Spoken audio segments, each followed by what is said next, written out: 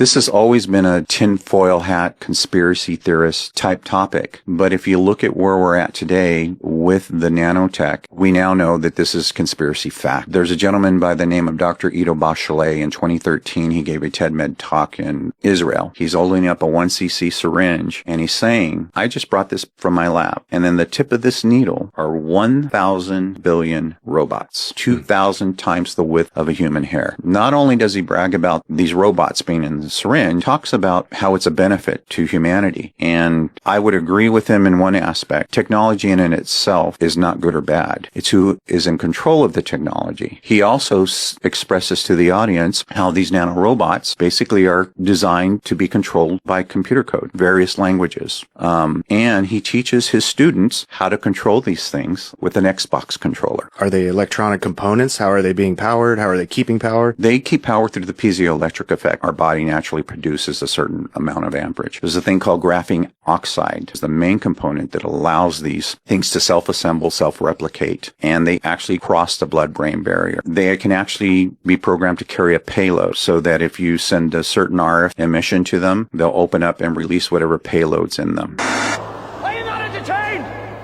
Are you not entertained? Is this not why you are here? So I went through this thing in the Marine Corps called NBC School, November Bravo Charlie, for nuclear, biological, and chemical warfare. I wonder if nowadays they put a T at the end of it. You know, NBCT for technology.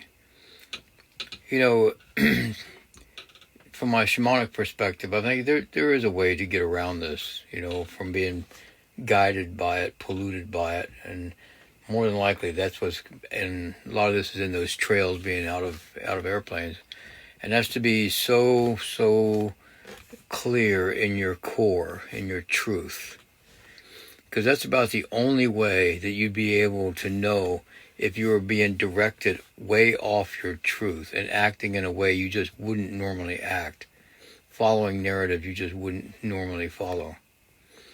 So it really is about being honest with yourself, really knowing yourself, being true to yourself, and having that core so clear that you won't be influenced by some outside source.